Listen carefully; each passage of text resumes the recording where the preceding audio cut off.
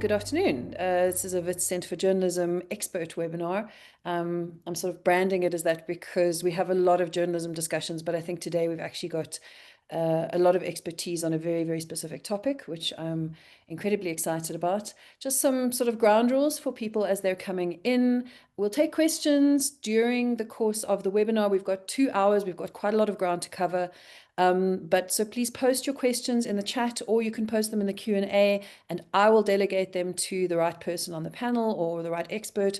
Any of the experts, if you see a question come up in the Q&A in the box that you want to type an answer to, you're also welcome to type. But we're not going to sort of take spoken questions because I think, like I said, there's a lot of ground to cover and we've got a few different people speaking. My name is Nechama Brodie. I'm a lecturer at the Wits Centre for Journalism.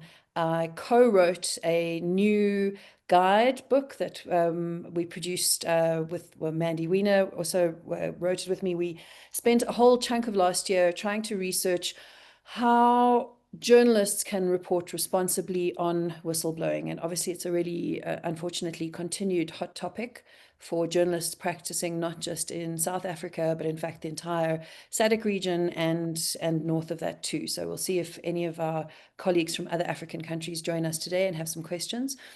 As I said, we've got 2 hours to talk just about whistleblowing, but we've got a few different experts giving us specific input on different topics.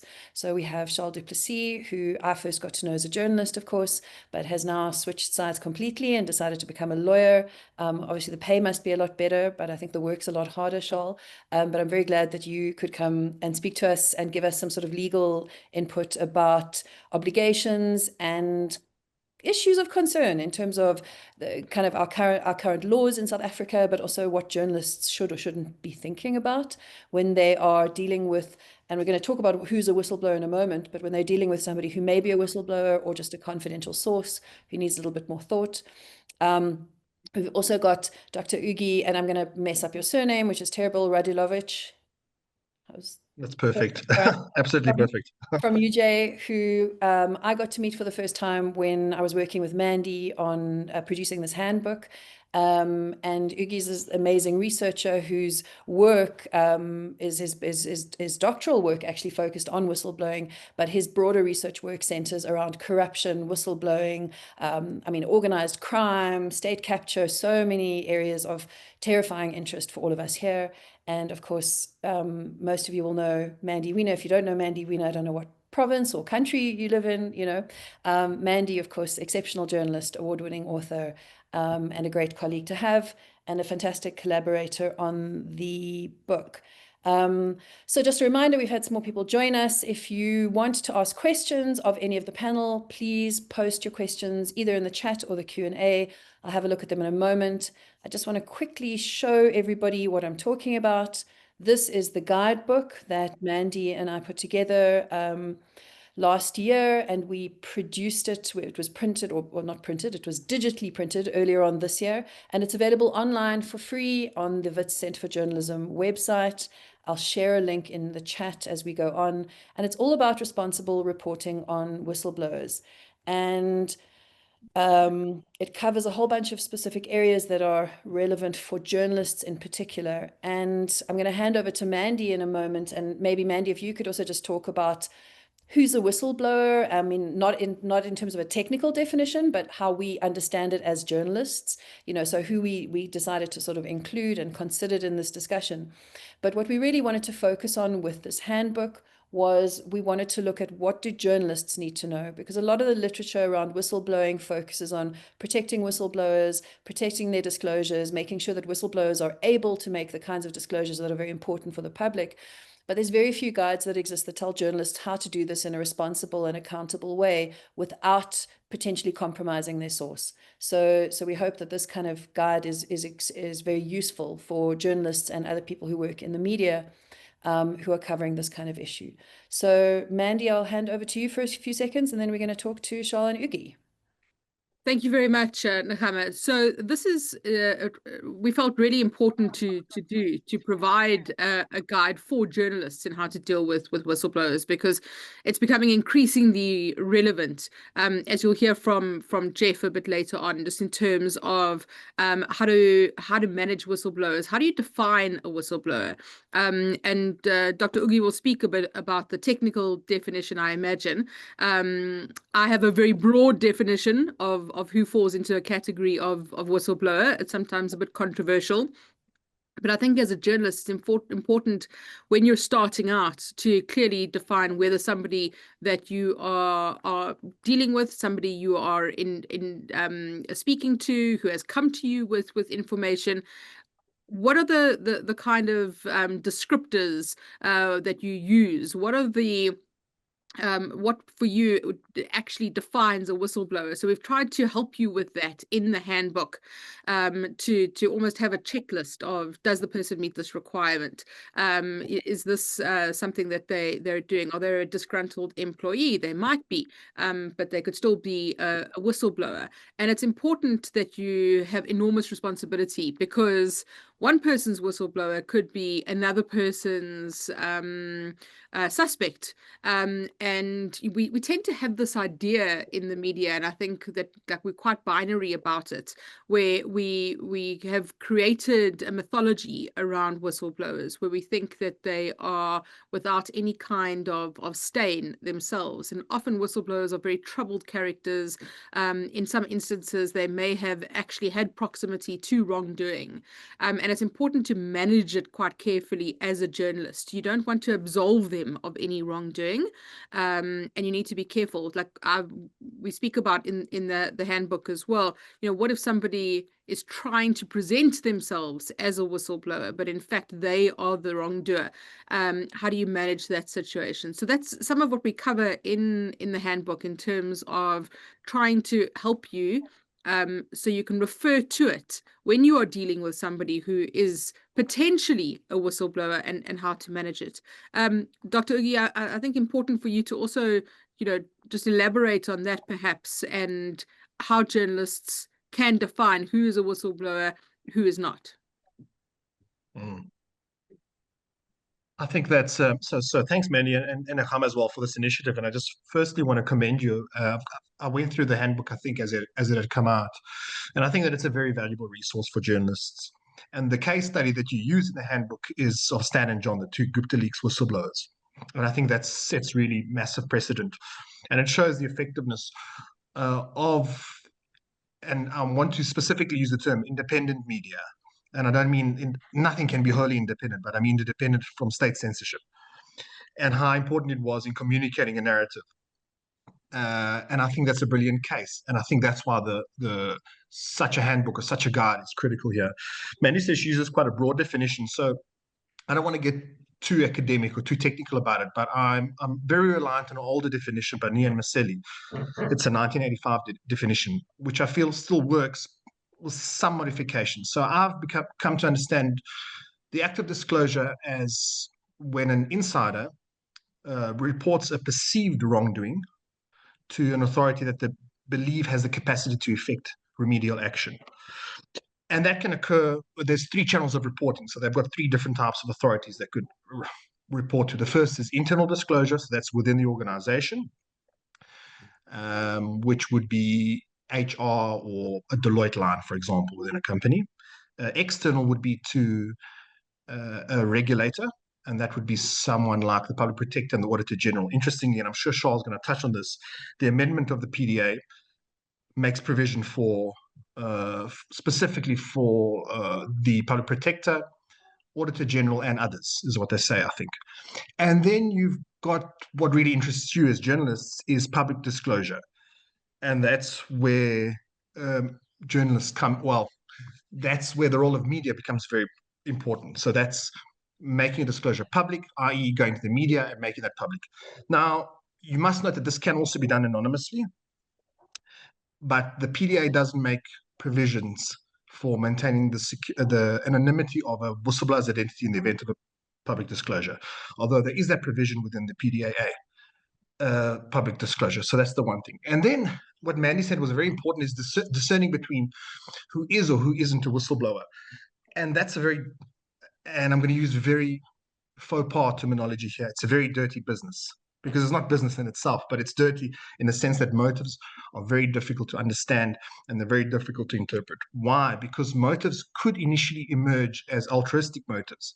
And over time, based on the feedback from the retaliator or the wrongdoers, and I know that the handbook says that the wrongdoers is a very antiquitous or old term, I think is what you said in the handbook. But I mean, those wrongdoers or those bad guys, could they retaliate?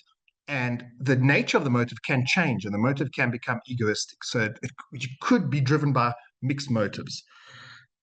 But what's important is that there is indeed a disclosure happening. So for a disclosure to occur, one needs to be an insider and to have actual insider or credible information.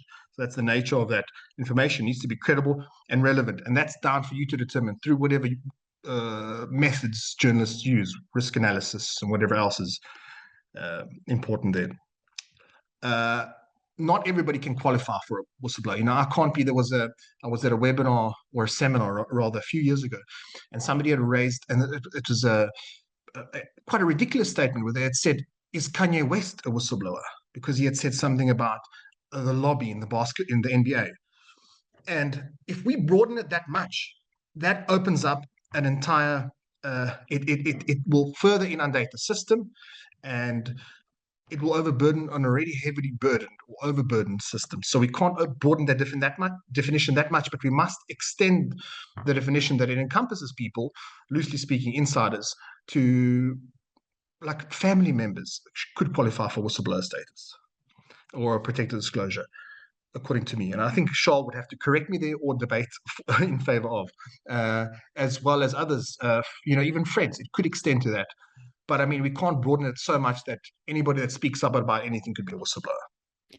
So I think this actually raises a nice point. Maybe we'll jump to Charl now just to talk also about the Protected Disclosures Act. But I think if in our book, the point that we made was a whistleblower is actually an outcome. It's a finding. Like it's somebody determines after they've heard evidence about this disclosure whether or not somebody's a whistleblower in the eyes of the law. But journalists are not supposed to be judges or lawyers, although we should be friends with lawyers. And our sort of recommendation is to, first of all, not label somebody as a whistleblower in advance, because that can also prejudice your own approach to it. It can prejudice a public's understanding of the person making a disclosure. It can also compromise your ability to really just interrogate the information that you're getting. But it's to think of all of them as this is a source. And then how do you create a hierarchy of sources in your own mind in terms of how much protection or consideration you should give to protecting the identity of that source, or when you're doing your investigations, trying to confirm or validate their disclosures, trying to make sure that you don't set off alarm bells while you're doing that. So I think from a journalistic perspective, it was very useful for me to be more generalized. But as you say, Ugi, if we generalize it too much, then everyone's a whistleblower and that becomes problematic. But let's go to the PDA, because that is also a point of contention. I mean, Charl, maybe if you can, in journalistic words, which I hope you still remember, so not too legal, not too technical on the legal side, but could you tell us a little bit about the PDA and how you see it kind of applying, obviously in practice, so not just on the statute books? Yeah, thanks, Nechama. Look, I think there's a preceding question almost, which is, as journalists, very specifically, why do we want to classify someone as a whistleblower? What is the purpose of that? The Protected Disclosures Act is a piece of legislation which applies to, it creates a space for a person to make a disclosure to the media. But actually it imposes no obligations on journalists in respect of sources. Those obligations we as journalists will find in other places. So there's that important caveat, even before we get into the Protected Disclosures Act. It might be very important for you to know about it, but also be aware that the requirements in the Protected Disclosures Act, they deal with occupational detriment. largely, which is a term from labor law. And basically, it protects the whistleblower from their employer. So I think that's an important preceding point to make. The Act provides, to an extent, protection for the whistleblower from civil and criminal liability. But again, those are things that whistleblowers, and hopefully their lawyers, are going to have to establish themselves. So the way that I think about it, Nechama, and I'll try and stick with our user-friendly definition. I think part of the problem with the Act is that it's quite difficult to read the requirements, and it's quite circumscribed in its scope, where it comes to general disclosures and that's where the media would fall into that category.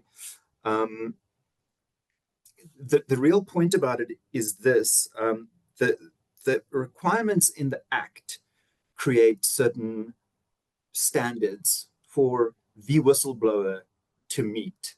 Luckily for us, from our perspective, those requirements coincide in some way with the both legal and ethical obligations on us as journalists. So there's a useful overlap between them.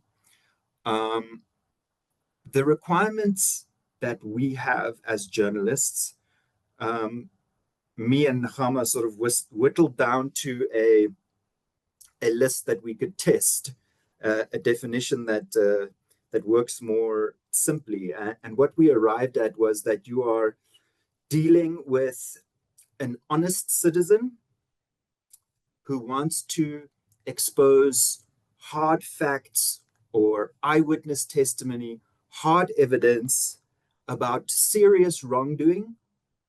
And I think I should qualify serious wrongdoing by saying, we're not just talking about the Guptas and, President Jacob Zuma level, those kinds of allegations. You can have very serious wrongdoing that a mayor commits in a municipality, in a small municipality. But it's got to be at a high sort of level of public interest. Public interest itself is also a requirement in the Act, and it is, of course, it's the gold standard for journalism. It's the gold standard for our privacy defenses. It's the gold standard for all of the recognized defamation defenses. So again, there's a useful overlap there. And then I think the final thing to be for us as journalists to consider is that our sources are placed at severe risk. And not only in terms of employment, I would say here, coming from a journalistic perspective, so we're sort of stepping outside of the PDA now. There are some of those additional risks, Nechama, and I won't spoiler any of your what is yet to come. But those are the sorts of things that we need to consider. And I think you're quite right in saying that as journalists, we need to consider a hierarchy, which is quite difficult to navigate, actually. From the coalface, we are a media law firm. We're an editorial media law firm. So what we do is we check stories before they go out, and we deal with lawyers' letters of demand and with defamation cases and interdicts. From the coalface, to be honest with you, the thing that we experience most often with whistleblowing is where we've labeled someone a whistleblower in an article. I'm not sure if there's any good reason to do that, actually. But what tends to happen with it is we've labeled someone a whistleblower because they've come to us as a whistleblower. I'm talking sort of worst case scenarios here. And they've come from an environment which is factionalized, politicized, where there are opposing forces working with each other. And they're quite aggrieved, and actually to an extent where they believe that, what they're saying is the truth. And they come to us, and we have this aura. We regard them as a whistleblower. They say they're a whistleblower. They're giving us the best information. And then that information is treated for this, as a result of this sort of a priori designation of this person as that just means like our first, straight up, we go like, this person's a whistleblower. and we treat the information differently, and we don't check it, we don't verify it. And then down the line, we run into major issues. So I hope I've spoken to sort of the legal element a bit.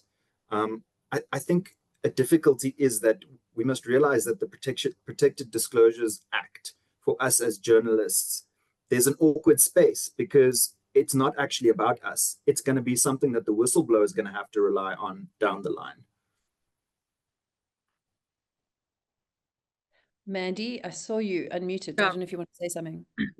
I think it's important also, and something that journalists often get confused by, if you're looking at the Protected Disclosures Act, is, are we defined as an entity that whistleblowers can come to blow the whistle? And it really is a bit of a grey area. So technically, whistleblowers can always come to the media, but in order for them to get protection under the PDA, there's quite a strict requirement that needs to be met. And while it doesn't technically say that the media is necessarily one of those parties that a whistleblower can come to, there are exceptional circumstances, which I'm sure Charl will clarify as well. So I think we also need to be mindful of whether or not the individual will be protected if they blow the whistle to us. And I know that, as media, obviously we're always looking for a story and a scoop, and we want people to speak to us, but there's also an enormous amount of responsibility that comes with that when you're dealing with and as Charl says, you shouldn't label straight up whether somebody is a whistleblower. When you are starting to speak to them, if they do make a disclosure to you, will they be protected in terms of employment? Will they be protected when it comes to any kind of legal action? So we need to also make sure that people who are coming forward with information are aware of the implications of what they are doing, whether they are legally protected, whether they are supported, whether they understand the implications of what they're actually doing. And often they don't, because from my experience, whistleblowers are often, somebody best described it to me as, it's like they're underwater. And I think this was from a research paper, that they're underwater and can't actually see what's above water. So it's almost as though their vision of reality is blurred. They can't see the wood for the trees. And they feel like they're doing the right thing and coming forward, but do they understand the implications of what they're doing when it gets amplified by the media and they find themselves on the front page of a newspaper? So I think that's important when you're starting out. But also, often people will come to you in order to try and protect themselves, and you can't label them a whistleblower. And although it's tempting, because it tends to elevate the story, it sounds much better to say a whistleblower has come forward. It's much sexier to do that. But the ramifications of that, as Charl mentioned, can be that person ultimately will be exposed as the wrongdoer, and then your reputation as a journalist will be impacted. I want to pass this on to Ugly in a second before we go back to you, Charl, because I want to do those definitions of when you can make a protected disclosure. But I just want to step back a little bit before we get too far into the present. Is maybe, Ugly, you can talk about this as well, but Mandy, also with your book, The Whistleblowers, is I think that the way that whistleblowers are used, and even the enactment of the PDA, came out of a specific context, right? So whistleblowing sort of became quite noble and heroic in the era of Zuma and the Guptas. And so it kind of became, a particular type of term that we associated with particular types of acts. So maybe, Ugi, you can also, I know obviously this is a subject of a lot of research on your side, but maybe can we have some context there? Because you spoke about the consequences. So maybe let's just get a little bit of discussion around that on older cases where, the Estina, just lots of sort of documented historical cases where people were labeled as whistleblowers kind of in the past, and how that created this conceptualization of whistleblowers in the present that we seem to be under. Ugi? That's very interesting. I can go far back. Do you want me to go to the 1700s? Sure, why not? With Adam Tuss, that had is effectively blown the whistle on Willem Adriaan van der Stel, Simon van der Stel's son. Those Dutch East He was India guys were very, very corrupt. We all know about this. very, very corrupt. So they built a corrupt trading monopoly. Tuss and some other free burgers blew the whistle on that. And as a byproduct of that, they wrote a whole petition, and they sent it to the Dutch East India Company in Amsterdam. And they were retaliated against, unsurprisingly. And Tuss was then imprisoned in the Black Hole. I'm sure all of us that have gone to the Cape of, the Castle of Good Hope would have seen the little black hole. He was there for 13 months. Was Adam Tuss. And from there, Willem Adriaan van der Stel starts calling the free burgers boeren in Dutch, or boers, as a denigrating and discriminatory term. And that's, it's quite interesting how it sort of paints South Africa's history. Sometime later on comes the Second Boer War, 1899 to 1902, and Emily Hobhouse arrives, and she herself is actually a whistleblower. I'm writing about that. Sorry, I've got something in review for that. So she herself is also a whistleblower. She had reported on heinous crimes committed by British imperial ambitions in concentration camps. And there were, I don't know about the precise numbers, but the last time I'd sort of done a review of that, I think there were about 24,000 dead inmates, Boer and Black African. And of course, there's no such thing as the Particular Disclosures Act yet. Democracy comes, we know that everything moves along. Under apartheid, there are very little instances of disclosure. One interesting landmark case that starts in 1989 is that of Nico Aland. So he blew the whistle on the Federal Reserve. Yeah, I can't hear you, Nechama. No, I was just saying the round tripping. I wrote a story on that case many years ago when I was a young journalist. Yep. Yeah, they had a financial rand, and then they had the regular rand, and there were people basically exploiting it. Again, trading against the state, or trading against the favor of the state. Aland blew the whistle on that before the enactment of the Protected Disclosures Act, and his disclosure lasted 11 years. And that speaks to the difficulty of disclosure for South African whistleblowers, or for whistleblowers in general, is that it's a protracted experience. And I posit, myself and Tina Ace have both posited in a recent chapter that this disclosure occurs in 3 phases. And we can go into that later, but it's because of the nature of the protracted nature of disclosure. It's very phased, and this phased nature of it requires different types of support throughout. And media is very important as one form of support, believe it or not, making a whistleblower's narrative public. And then the PDA is passed in 2000 after the Constitution. I believe the Constitution is promulgated in 96, or was it early 97? The Constitution promulgated, and they start passing all of these laws and bylaws. But the problem is that PDA is met with very little ecstasy, for lack of a better word. Why? Because there's so many other laws that need to be implemented and put in place. So you draw this PDA, which is largely based on the PIDA, the UK PIDA, the Public Interest Disclosure Act, and it's a copy paste essentially of it. And that's why it's lackluster. It's very base is lackluster.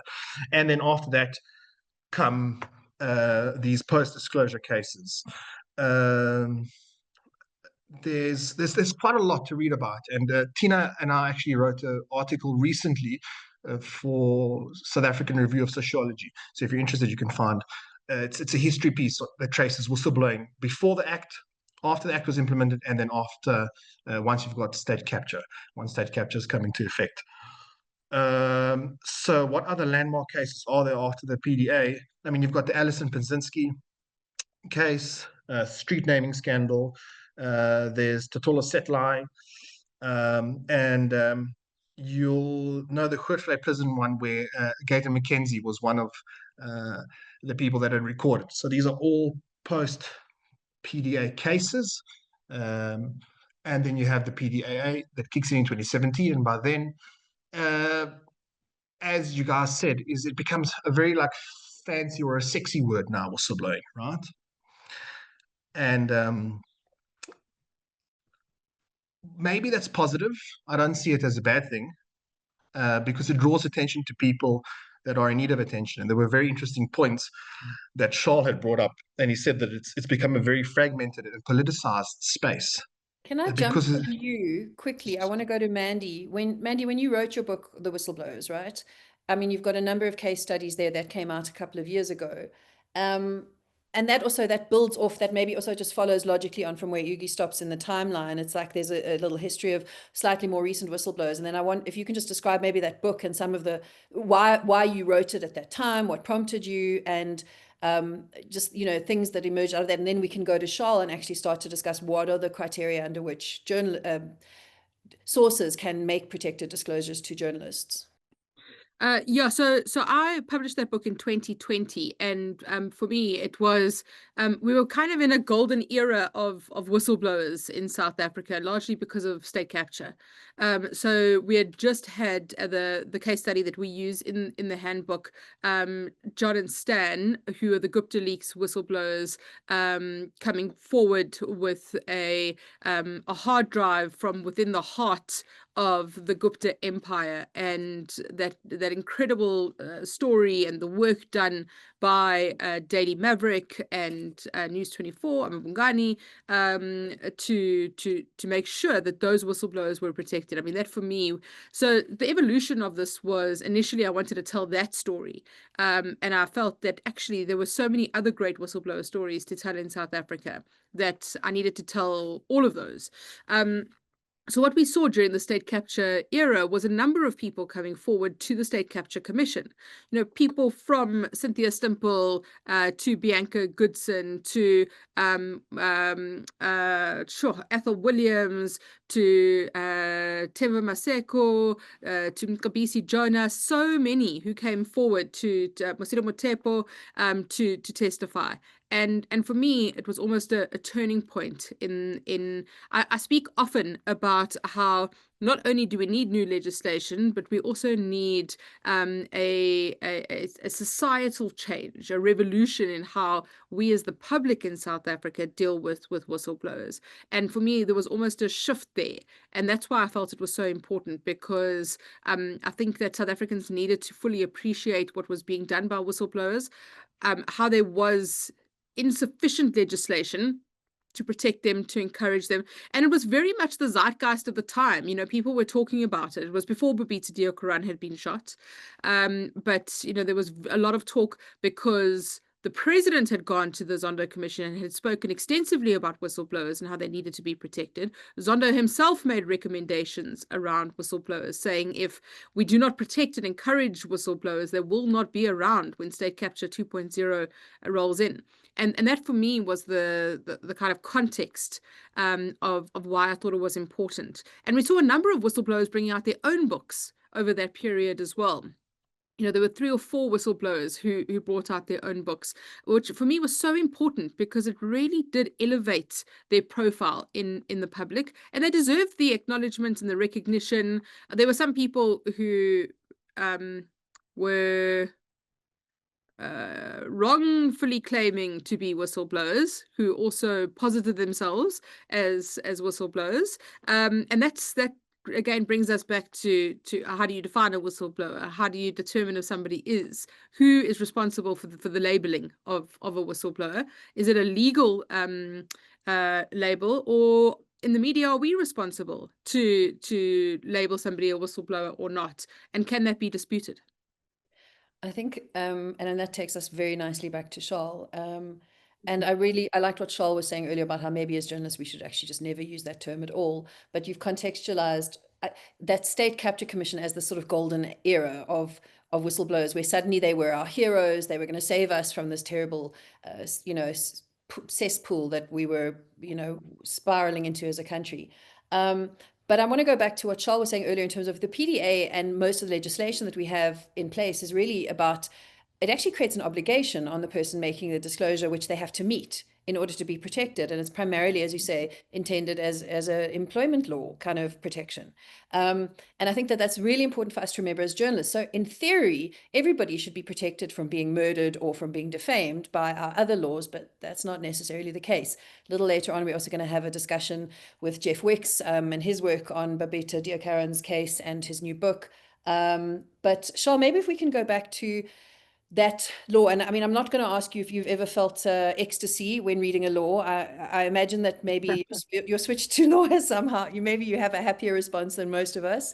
But is kind of what sort of, you know, when can one actually talk to a journalist, and can we broaden our scope now beyond the PDA? And you're also welcome, by the way, to start describing the limitations of the PDA as it applies to journalists, not so much the protection of whistleblowers, because again, there, you know, it's great on paper, there is protection, but there's many holes. And hopefully later on in the session, we'll actually talk about the holes in all of our legislation and how that's enacted. But so if we can go back to when people can actually make a disclosure and how. Okay. I mean, I definitely haven't lost my journalistic sensibilities to the extent that I feel ecstatic when I read laws. So I'm quite safe there. All right. So look, the Protected Disclosures Act expressly does create an avenue in terms of in terms of precedent from our courts. There's an express avenue. Journalists have been expressly identified as people to whom a protected disclosure can be made. The Protected Disclosures Act is important to journalists as well, obviously, because it creates an avenue for your source to come to you and not be, be protected from breaching any duty of confidentiality that they may have, a contractual duty or anything like that. So it creates the avenue. That's an important thing to be aware of. Look, I won't deal with it now. I'll get into the nitty-gritties of the law, but you know, something that you said, Mandy, which I think is so important, is what promises do we make to whistleblowers in terms of protected disclosures? What legal representation promises do we make? Even more profound, what sort of promises about protection do we make? You know, in the case that you guys mentioned, the Gupta Leaks case, the two whistleblowers in that case had to be taken out of South Africa. You know, but that's an issue that I'll leave aside for now. If we're going to look at the Act and where the circumstances where disclosures can be made to the media, the requirements that it sets, and recall that these are primarily applicable to the whistleblower who has to qualify themselves in terms of it, but usefully they also apply to the job that we do. So we can take account of them and we can be satisfied with them, and as a result, you know, we'll be covered and the source will be covered.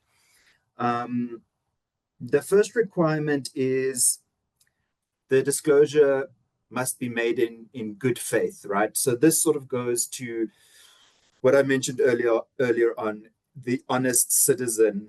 Our courts have held that this doesn't mean that the person can have no axe to grind.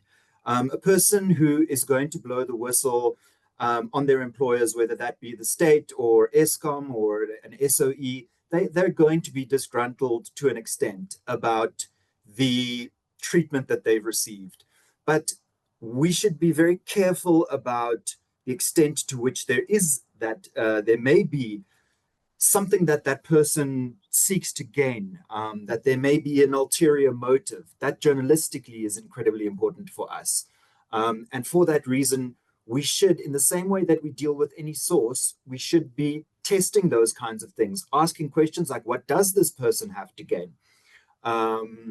You know, what is their seniority? They have to reasonably believe the information that is disclosed and any allegation contained in it, and they have to believe that it's substantially true. Now, of course, in terms of a defamation defense, we also need to prove that something is substantially true if we're not going to rely on one of the other defenses. So again, there's a sort of alignment that we can deal with, and typically when we're when we're looking for this sort of thing, the reason that I identified it in the way I did, as in our definition, Nechama, is because, you know, we're looking for eyewitness testimony. We're looking for hard facts. We're looking for documents. We're looking for copies of hard drives that were left uncollected, and that contain damning emails on them.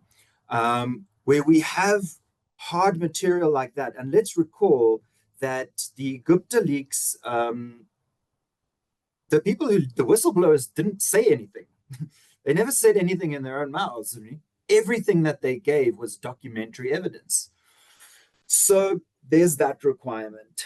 And then the final requirement, you know, good faith sort of speaks to this as well, who does not make the disclosure for purposes of personal gain. So really, we want to be looking at the sort of, I hate to use the term, but, you know, the good guy, the person who sort of wants to make a positive change.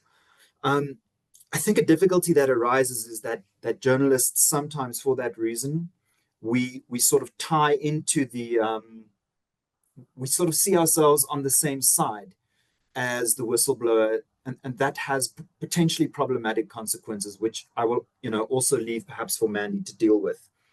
When a whistleblower makes a protected disclosure to the media, there's going to be certain conditions that apply, and these conditions are tricky. But I think perhaps if I look at the final two, I can mention the other ones briefly, but I think the final two are perhaps the most important for us, because they typically tend to be present in the whistleblower cases that we deal with. And those two requirements are: the first is protected disclosure. A protected disclosure have previously been made, whether that be internally or to a prescribed body, and nothing was done as a result of that protected disclosure. That often tends to be the case, and that's an important thing for us as journalists to be on the lookout for. I mean, whistleblowers who do want to act in good faith, they usually try and do the right thing internally, you know, before they become so frustrated that they're like, well, I'm going to go to the press on this one. And then the second sort of requirement in there is that that I'm going to deal with now as an upfront, is that the improprieties of an exceptionally serious nature. So, you know, again, that's kind of a difficult thing to deal with. If you're a journalist considering, like, what is this person telling me, you know? What is serious? But I think the thing about it is that journalists actually have a fairly well-developed sense of serious.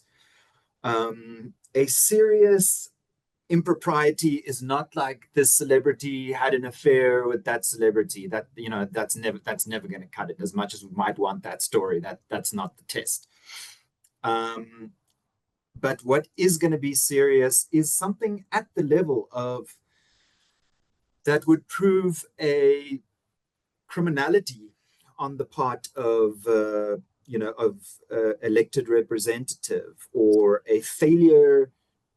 I want to ambush you a bit, Charl. Sure. Not like in a terrible sense, but a lot of what we're talking about, and a lot of, again, this is when we were writing the handbook, what becomes so clear is so much of the legislation is aimed at protecting people who are employees, right? So sometimes you also have to, part of what you have to prove is that you're an employee.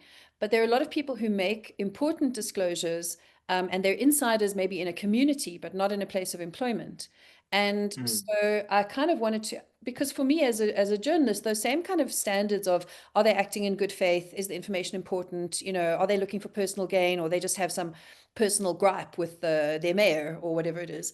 But what are the kind of laws that protect non-employees, and how do we consider, because I think a lot of the disclosures that we get as journalists are not from employees. Those are the big cases. Those are like the state capture, the corporate sort of capture sort of things that we imagine. But a lot of the journalists that I work with, not just in South Africa, but elsewhere, work in smaller environments. They're getting very important disclosures that are insider information, but they're not an employee doing that. And so then it's kind of, what laws do we rely on? What standards should we be using when we are approached by somebody with this kind of info? It's an interesting question, Nechama. I mean, look, the Protected Disclosure Act, it covers employees and it covers contractors, and then it covers a person who permits any other person in any manner to assist in the carrying on or conducting of his, her, or its business.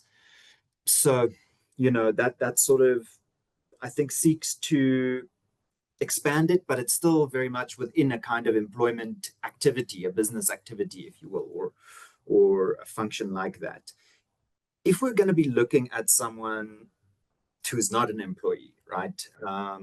They are someone who has sort of information about they have information about something because they're placed as perhaps a family member or an insider or a friend or whatever, or political associate. What laws protect them? Well, the PDA is going to be of less relevance there. What we're going to be looking at as lawyers is, in those circumstances, it's the general sort of position in respect of sources, really, in journalism. There is a recognition for journalistic sources in a few High Court judgments. It's not a question that's expressly, as far as I'm aware, featured before the Supreme Court of Appeal or the Constitutional Court, but there certainly is very strong High Court authority for the fact that journalists do not need to disclose their sources. In fact, I think the judgment in which that was handed down, that dictum, was in fact when Bosasa tried to sue Adrian Basson, and it might have been City Press at that point, to get them to get Adrian to reveal his sources, and the judge said no. As an incident of the importance of freedom of the press within the constitutional right to freedom of expression, that the protection to journalists of their sources and the importance of sources to journalists in doing their job, that was recognized. So there is that sort of protection that we have. Subpoenas can be very tricky for us. If a journalist's source has told them something which is relevant to litigation, and of course South Africa is becoming an increasingly litigious society, where the sources are, there'll often be an attempt to subpoena the journalist or their sources. We don't have great protections in respect of precluding testimony from journalists. There's quite a lot of importance attached in South African law to assist the court in its truth-finding function if you've been subpoenaed. And, there's certainly, I would say, a strong constitutional argument that a similar sort of thing that was found in the Bosasa case should also apply in terms of those subpoenas. At the moment, there's a very old memorandum of understanding that was concluded between the Department of Justice and SANEF, which sort of sought to balance it out. But it is a tricky one. Usually as lawyers, we just negotiate our way out of it in some way. Okay, that's, I think, something that's of great concern, because that sort of implies that if we can't prove that a source is a whistleblower, that creates a vulnerability in the legal process that, as you say, as we become more litigious and we're seeing more slap suits and those sorts of things where people are directly going after the media. And I'm going to use this to introduce our new panelist who just joined us as well. But is that the threats are also coming closer to home for journalists. So traditionally, we've seen the threats and the violence and the risk being enacted against the whistleblowers most directly and their families. But I think we are starting to transfer that. So I think I'm going to ask Mandy to introduce Jeff, because Mandy, you had Jeff on your show earlier on today. So you're already on familiar ground there. But I'm very, very excited and grateful to have Jeff Wicks join us. Jeff Wicks is on a media tour at the moment, so very grateful that he's made time for this. This is the second time in 2 hours that I get to tell people how amazing Jeff is.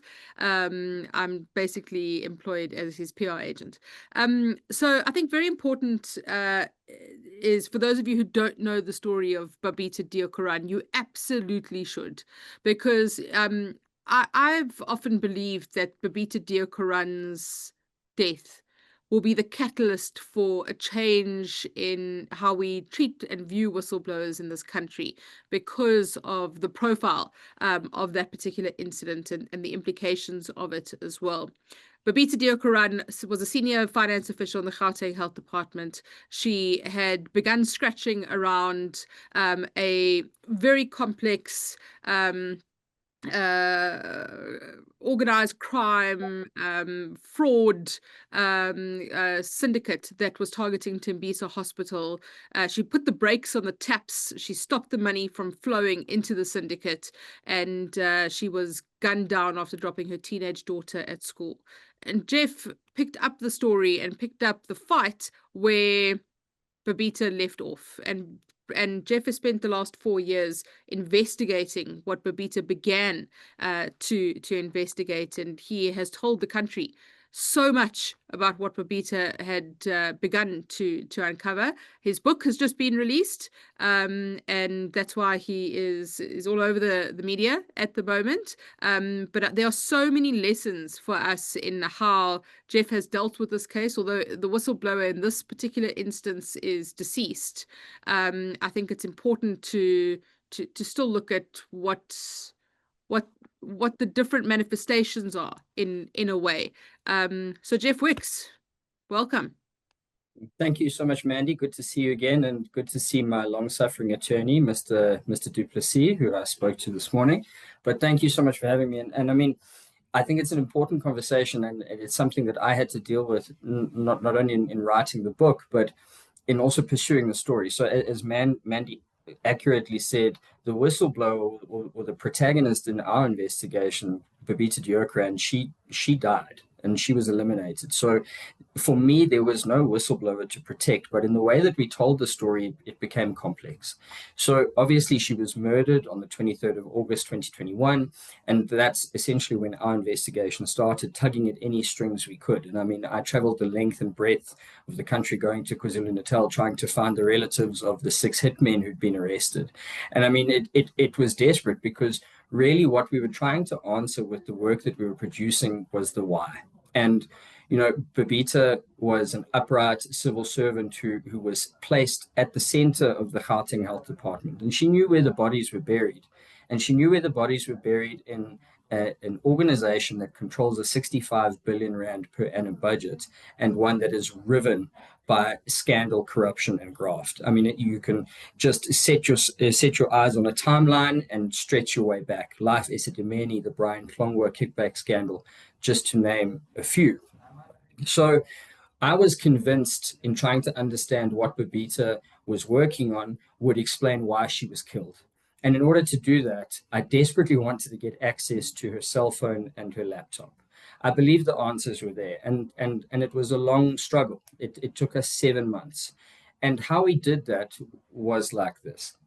I had said to Rakesh Deokaran, Babita's brother, who I formed a very strong bond with. I would go visit him weekly, because this man, like the rest of his family, was just searching for answers. And, you know, I would discuss what I'd found, and we were both hitting brick walls. And then I said to him, well, where's the laptop and the cell phone? And they said, well, no, well, the Hawks took it on the day of the murder. And that's absolutely per protocol. They should have done that. And once those devices are seized by the police, they go to the police's cyber forensics unit and they are imaged. So basically, the entire contents of both devices is mirrored and stored, and then analysts can go through that and pick it apart. So now I know that this is a process, you know, as inept as the police are broadly, it's a process that takes weeks and not months. So I said to Rakesh, well, call the investigating officer and tell him that there's sentimental pictures and videos on the phone and you want them back. And if they give them back to you, it means that they're done with them. They would never willingly hand back crucial evidence that they needed. And lo and behold, the next day, I picked up the laptop and the cell phone, drove it directly to a forensics company in Pretoria, and we had it mirrored and extracted. And what we found on that laptop was everything. A simple keyword search of Tembisa popped up the report that Babita had filed 3 weeks before she was assassinated, and likely the reason why she was assassinated. And then I said to our analysts, can you tell when the Hawks imaged these devices? Because that, I thought, would give me a good idea of the pace at which that they were working. And they said, well, dear sir, these devices have never been imaged. They were not so much as even turned on. The Hawks took those devices on the day of the murder and then simply never looked at them. So now for me, anything can happen in South African context, especially when it comes to law enforcement. So naturally, the journalist in me wants to write that story tomorrow. The Hawks have botched this investigation. They never looked at anything. But then I viewed Rakesh and the family as a whistleblower, because I thought, what about the outside possibility that the investigating officer gets the zig because now he's been shown up, and he charges them with defeating the ends of justice. So we waited and we waited. And I treated the Deokran family like the whistleblower until the time was appropriate and until I felt that they could be protected to the fullest extent possible. And then we published. So that's a small example of, even though the whistleblower that I've been writing about died at the beginning of our story, her family inherited some of that responsibility and risk. It's so interesting listening to you talk, Jeff, because like in this guidebook that we produced, and just so that everybody who's in the session knows, I've posted links to the guidebook in the chat. I've also posted links to the article that Ugi mentioned that he wrote with Tina is there, and links to your book, Jeff, is there as well. So if anybody wants to click on those, they're all in the chat. Please don't forget to post. I can see we've got a question coming through. If you've got questions, put them in the Q&A, put them in the chat. We'll get to them in a minute.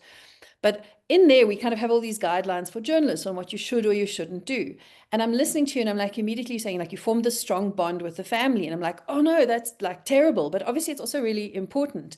And I think that what it showcases is, you can have guides and you can have rules, but you also have to play each story as it comes, because every situation, every context is going to be different. And there's no rule that says as a journalist you should become unfeeling or impersonal in order to do this. And what's interesting is when you carry on telling the story is you actually later on, this bond that you're forming with the family becomes motivation to be more compliant, not less. And I think that's also a testament to your own journalism practice, where instead of being confounded by the family relationship, where you start overlooking steps, you're actually strengthened by this family, this interpersonal relationship that you're forming with the family. And that is strengthening your journalistic practice, because like, okay, I need to really check everything. I want to publish the story tomorrow, but I can't. So it's like this, like you're doing the wrong thing, but you're doing the right thing, and it's important that that's actually the reality. Doc, it may be the wrong thing in theory, but in practice, it worked perfectly. And if I can just expound on that. So if I'm going to report as fact that Babita Deokran was killed for her Tembisa investigation, then my journalistic duty is to go beyond that assumption and check what other motive could have there been for her death. So I saw from her cell phone that she enjoyed to gamble, albeit small amounts. But then what about bad debt? So then I pull a credit report on Babita. I see she's servicing her obligations. So that becomes less likely as a potential motive. What about the father of her child? Is there animosity there? The only way I was ever going to be able to rule out those as potential motives was to not embed, but get close to the family and understand the person that she was. And I mean, yeah, so if that makes sense at all. Mandy, I don't know if you want to add something there, because you've also, engaged a lot with whistleblowers. I think it's important to, as I said earlier, for whistleblowers to really understand what it means if they are going to blow the whistle. So sometimes if they are in that kind of underwater space where they are so consumed by what is going on in their lives and what they're dealing with, then it's all they can think about. It really does consume them. And they think, well, I need to go to the media. I need to speak to the media about this. But they don't necessarily understand what that means. And we have a duty as journalists to ensure that we don't just use them and throw them aside, and that we educate them firstly about what the ramifications will be, in the sense that, do you know what it means if you're on the front page of a Sunday newspaper? Do you know what it means if you're the lead story on News 24? And it's often not rocket science for someone to work out who a whistleblower is if there's only a handful of people that have certain information. So we can't be greedy. We really need to make sure that we are responsible in how we deal with it. And then it is about taking precautions. It's about thinking about, well, does this story that I published scupper the long game? And does it mean that they will have to take the fall, or is it sometimes in everyone's best interest to wait and to have patience? And could you know, I write a story in the Whistleblowers about the only anonymous whistleblower that I wrote about in my book was the e-tolls whistleblower. And I tell the story about how he took all of these precautions using a different IP address, and he would go to internet cafes, and to this day he remains anonymous, and we no longer have e-tolls in Gauteng. And a lot of that is because of the work that was done by this whistleblower with Outer. And that collaboration, where they were able to open this channel of a flow of information, where the whistleblower could use a civil society organization as cover and could feed information to them, credible information, but remain anonymous. And to this day, no one knows who this person is. They are safe. And this isn't always possible. It's not always possible to be anonymous. But there are ways around it. You know, can you use a burner phone? You know, think about your location. And there's a lot of practical advice in the handbook as well that we give in terms of what you can do as a journalist, what advice you can give to whistleblowers as well, in order to make sure that they're not exposed. So I was thinking maybe if we can go back to Ugi for a second, and then maybe also Charl can also talk about, are you giving advice to whistleblowers or journalists at a sort of preemptive stage? But I'm thinking, how have the consequences for whistleblowers changed over time? So Ugi, you mentioned Adam Tuss being chucked into this dark hole at the castle. I mean, there's a big leap between what happens to Adam Tuss and being gunned down in your driveway.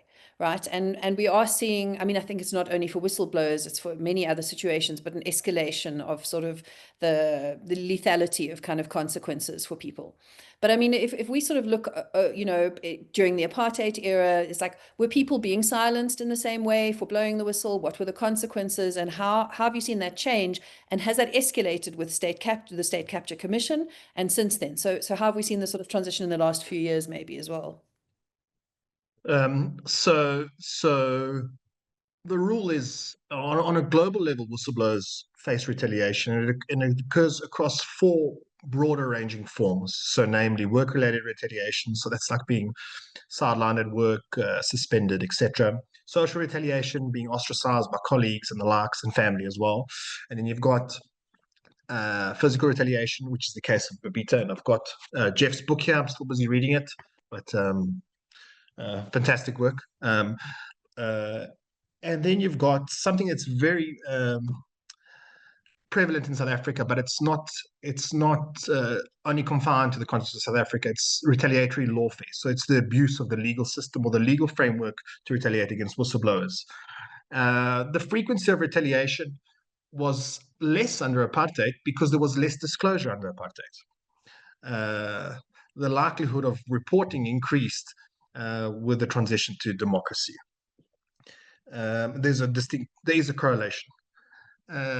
So I think it would be very difficult to measure that. Can we also ask, and I mean, I don't know, Matt, it's like, do we want to talk about it's the elephant in the room of the rush job, where, as we know with the Gupta leaks, where, I mean, we write about it, it's in the handbook. I mean, I think everybody's aware of it. It's not like it's an unknown case, but I feel like we don't really acknowledge it often enough. But what happened in the case of the Gupta leaks, where a very powerful, you know, player became impatient with the state of progress. And Jeff, I mean, you talk about the fact, the Hawks take the computer, they do nothing with it. People often feel like nothing's happening. And here we had a situation with the Gupta leaks where somebody was like, oh, nothing's happening. I'm powerful and I'm just going to expose this on my own. I mean, should we talk about that at all? Because they used journalism to rush the job.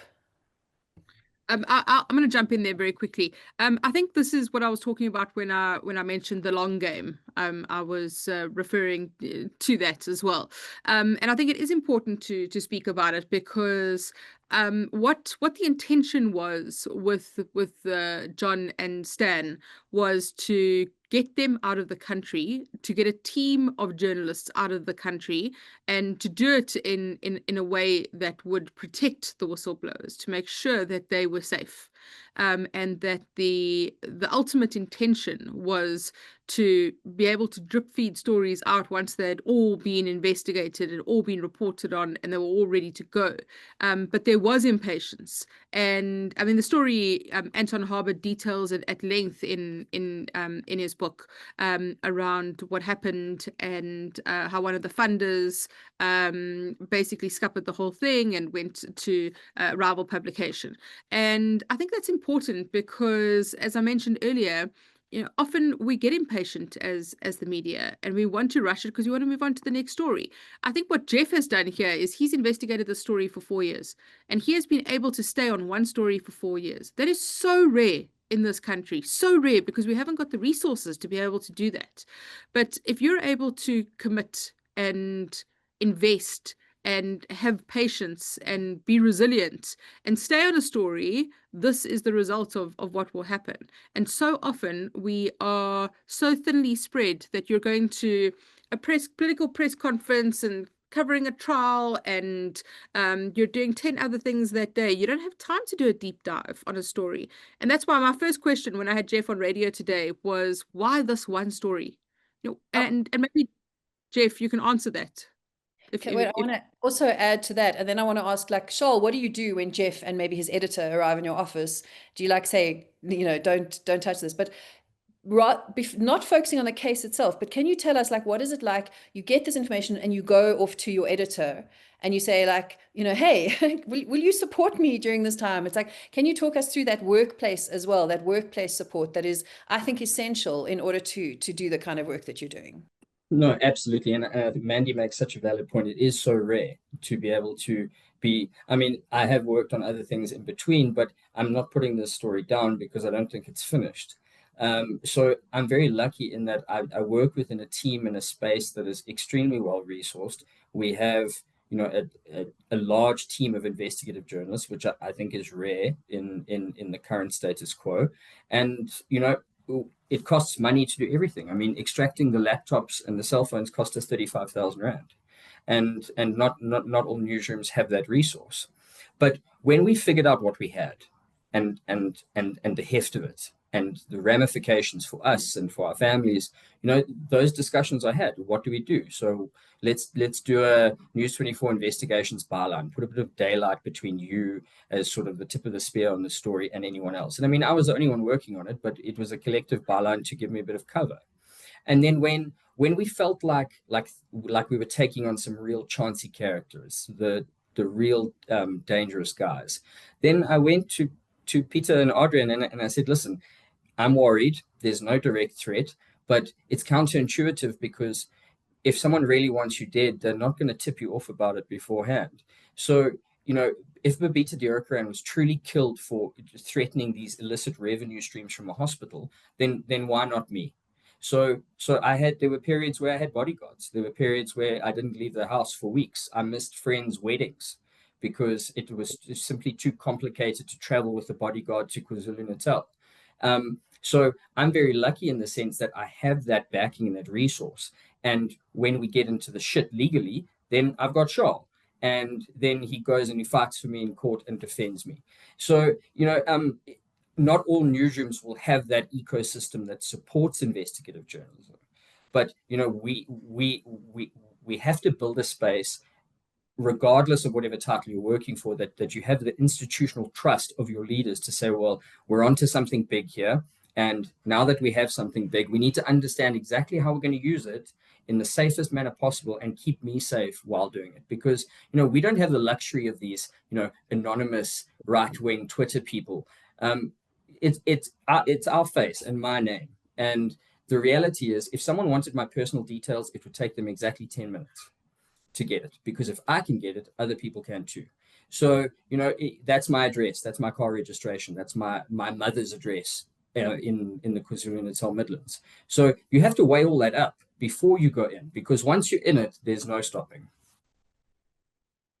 Charl, how do you take on sort of a case like this arrives? And I'm thinking also really inherently part of that, as you mentioned, two of your editors, you go to Audra and you go to Peter. These are both journalists who've also experienced not the same case, but different types of cases that have sort of threatened, in different ways, dealing with disclosures. And I think that's also having editors who've worked on similarly kind of risk-bearing stories is important to understand that personality, because it's easy to imagine it. Like we can all, as youngsters watching conflicts and war zones and whatever, it's very different being in it.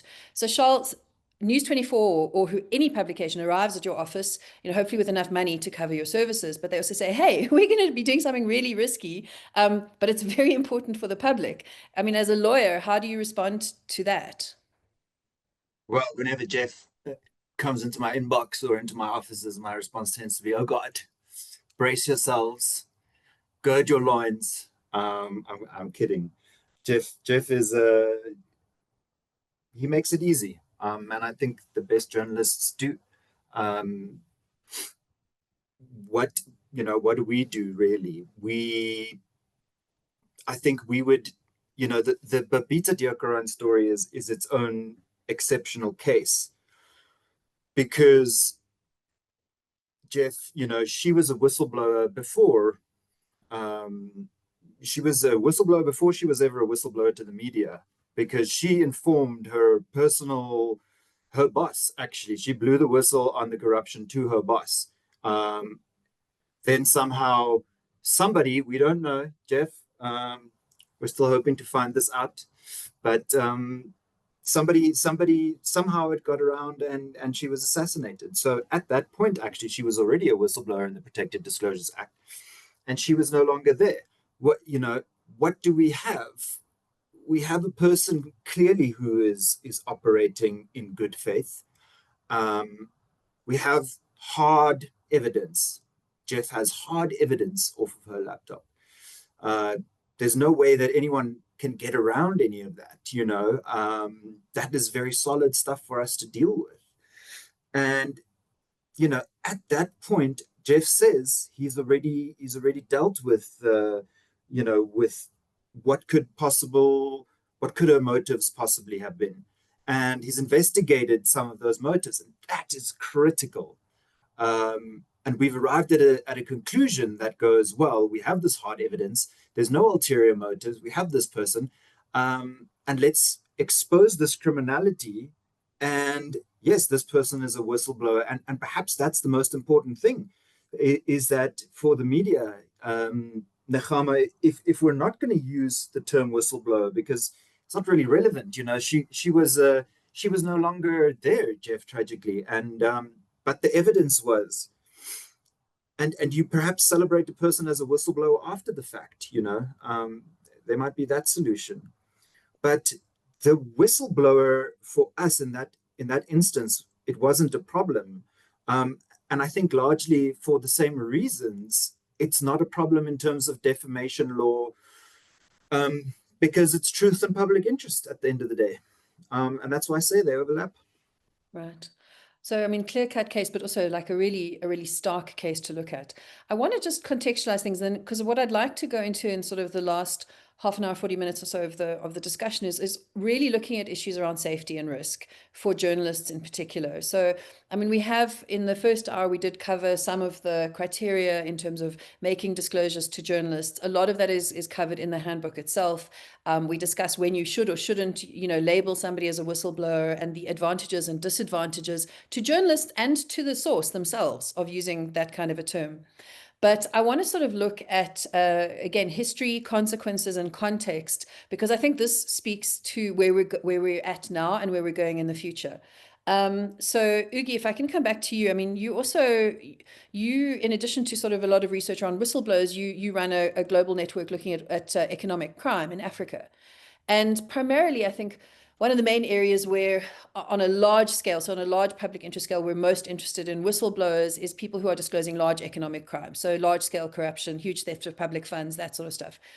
I mean, are we seeing changes in terms of frameworks of economic crime? As you said, like maybe we don't know because, say, during apartheid or during certain governments where there was less freedom of information, there were obviously less disclosures. But are we seeing more crime? Are we seeing an increase in the quantum? Are we seeing more criminal networks working together? You know, what is the context in which people who maybe actually are good citizens, that reasonable, honest person that Charl was talking about, that they're working in good environments, but the crime landscape is changing. So we're not talking about just kind of gang warfare, we're talking about economic crime here. So interesting, you'd brought that up in some email communication between us. So in preparation for this, I just went onto Google Scholar, and I looked up economic crime to see the prevalence of the articles. And a lot of those people that are writing about economic crime in Africa are part of this network that you spoke about. It seems to me that there is an increase in various forms of highly structured or organized crime and economic crime. And it's very varied. There's a researcher in Cape Town that's doing research on the illicit succulent trade, which is a massive, like succulents, it's a massive industry. So it seems to me that it's increasing. And I suppose that also relates to the post-state capture era. And well, I mean, outcomes we we've know seen. we're not in the post-state capture area. It's like the post-commission, state capture commission era. We're still very much in the state capture era, but I think we're globally in a state capture era. You could also make the argument as to what state isn't captured, right? So I was looking at it more like optimistically. We're out of Zuma era capture, but there's enough evidence. I mean, there's unfortunately in the conclusion, and Jeff's book concludes very morbidly. Actually, he says. All this because my work on the story has not yet finished. Those behind the Tembisa hospital syndicates have yet to feel the sting of consequence and justice. Extraction from state entities is likely to continue through hastily assembled new fronting webs. And I think that's all you need to read is the conclusion of that book to realize that there's an abundance of various forms of crime, economic crime, whatever you want to call it. And there's also, but I'm more concerned with academic research, and there's a lot of academic research coming out on that as well, and it seems to be very prevalent. I mean, it would be very nice, sorry, I'm sort of talking off script here a bit, but it'd be really nice for more journalists to engage with that academic research, because I think it gives us a very important broader context. Often as journalists, we get caught up in single stories and we don't see the contextual kind of situation. And one of the findings or the recommendations we make in this handbook, and this relates back to what you said, Jeff writes in the conclusion, is this lack of follow-up and this lack of consequence. If we can't contextualize things, we don't actually show people what is the impact of the corruption, of when people fail to disclose, when we don't know about the wrongdoing, the long-term impact that can be very localized, but it can be also systemic. It can be very widespread. So sometimes learning about those things can become increasingly important. And this issue of sort of the absence of consequences for the wrongdoers. I mean, I don't know, Jeff, Mandy, maybe you both want to talk about this for a moment, but we know about the consequences for whistleblowers. There seem to be very few consequences for the people who are stealing and killing. Yeah, look, I mean, that unfortunately goes without saying, is that the consequences are profound. And we go through some of them in the handbook as well. And we know just from consuming media that in South Africa, whistleblowers are often treated as impimpies, as troublemakers, as problematic. They wear the scarlet letter W. Nobody wants to touch them. Everybody loves a whistleblower unless it's in their own organization. They are pushed to the fringes of society. They are often land up with dependencies, alcohol dependencies, their marriages break down. And Sounds like many of them. Sorry, no, I'm joking. Sorry, that was a bad joke. And unfortunately, you know, that's just the way that whistleblowers, you know, many times they're dragged through the courts. If you look at Mosilo Motepo, she was targeted by the Hawks in a criminal investigation. You look at Ethel Williams, he's had to leave the country. So many whistleblowers who've gone through just a terrible experience in this country. And unfortunately, because the wheels of justice turn so slowly in this country and because of a lack of political will, many of those whistleblowers who have come forward, who've risked their lives and their livelihoods, would say, and you know, they would say, I would do it again because it was the right thing to do. But I'm not sure many of them would say, I would do it again because of the results of what I've done. You know, I do believe that sunlight is the best, what's the word? Disinfectant. Thank you, disinfectant, Jeff. But I do think that now that we all know about it, and it's been like a soap opera to watch the state capture saga kind of play out, but we still do not have one politician in this country that has been convicted for state capture. So you try and explain that to a state capture whistleblower, and it just baffles the mind. I mean, Jeff, is it quite, I mean, you're doing this story over an extended period of time. Is it demoralizing? How do you get the energy to, like, you know, continue doing this, you know, despite the fact that people aren't being held to account? I mean, you also mentioned kind of trying to pursue, you know, 6 of the hitmen and all that sort of stuff. But yeah, I mean, it feels also like the in-between people pay the consequences, but not those responsible for it. Yeah, I mean, if we're talking about a patent lack of accountability, which Mandy spoke to, and you did as well, just look no further than Vusi Muzi Kat Matlala. So Babita exposes him through her report at Tembisa Hospital. We expose him further publicly, and I mean, just based off what we published, that's a prima facie case of fraud. Just one. It would have been enough for any policeman to take that to court. And despite being, you know, drowned in the stench of this corruption and very public exposures that we made sure happened, he goes on to get another 360 million rand tender from the SAPS. That tender is now cancelled. There's no service provider for health services for the police, and now he's in jail, facing murder, well, a raft of criminal charges linked to at least 3 assassinations, including that of his former lover. So, I mean, there's no corruption charges there. There's nothing to do with Tembisa, even though he was part of a syndicate. And until law enforcement becomes cogent in the way that they decide to take on these matters, because at the moment it's disjointed. You've got the SIU and the Hawks and SARS and all these different you know, legs on this organogram that don't talk to one another. So, and then it's little wonder why investigations take years. And because there's never a deterrent, these tenderpreneurs are deified. They're given almost demigod status because they're just so abundantly wealthy. And, you know, even though they get their money from tenders, nothing ever happens to them. Another case in point, Edwin Sodi. You know, this is a man on trial for corruption. He had the majority of assets seized by the SIU through that asbestos case. Man is still living large. He's still in his 85 million rand Bryanston mansion, probably sleeping, you know, covered in Egyptian cotton. So, you know, where's the deterrent in all of this, and where's the, you know, the moral sense of right and wrong that we seem to have lost? I mean, this is a broader question again, maybe, and we've got one sort of a post and one question coming through from the audience. If anyone else has any questions or anything that they want to add or talk about, you can please put them up in the Q&A or type them in the chat, so that we can see them. Ezekiel, I'll come to your question now. But I mean, this is I'm thinking beyond your case. I'm thinking of the multiple stories that Ground Up has published on the lotteries and that sort of stuff, where you just have these endless strings of people who are quite obviously misusing public funds and who just never seem to even be kicked out of their house.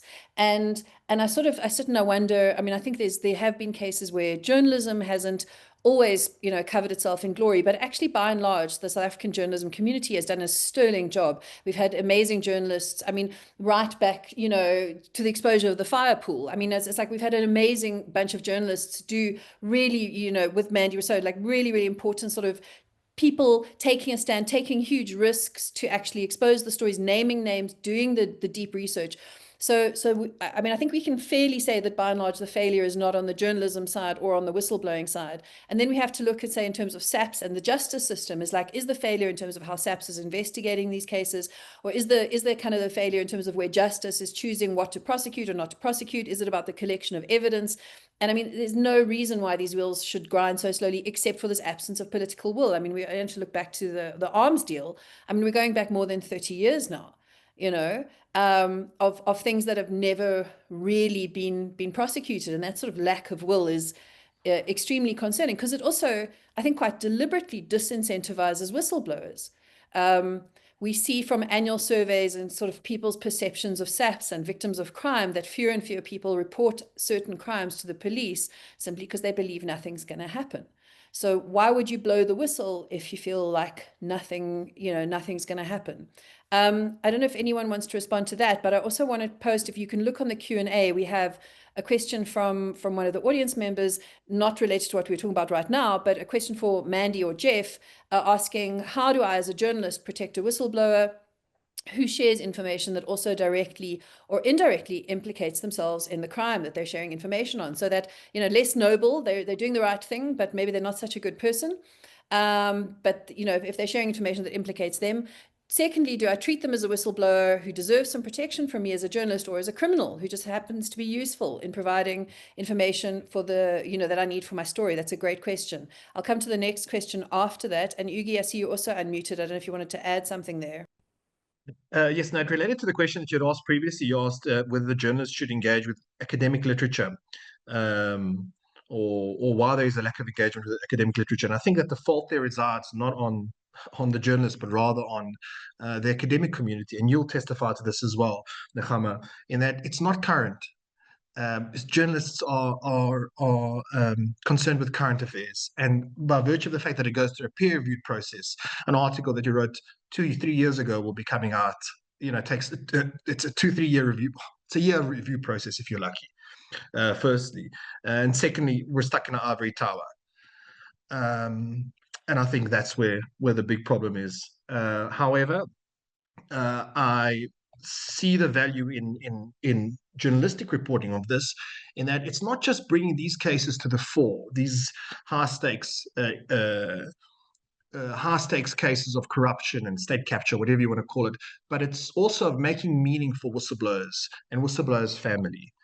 Mandy had done it for her book. She had made meaning for many whistleblowers that hadn't written their own narrative, such as Bianca Goodson, who had gone through a very difficult time. Cynthia Stimple, who's in the audience, was fortunate enough to have written her own book, but there are others that hadn't written or hadn't made meaning of their own narratives, and the family sort of cannot make meaning of this.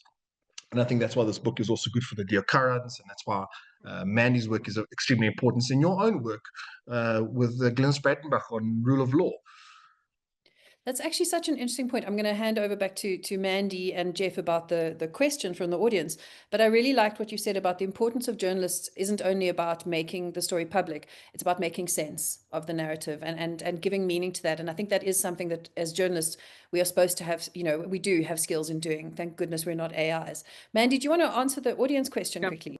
And just before you get to the audience question, so like a great story that I think so often illustrates what whistleblowers go through. It's something that would seem so nebulous, right? So Musilo Matepo told me when I was chatting to her about how she could no longer eat peas, and peas were her favorite food.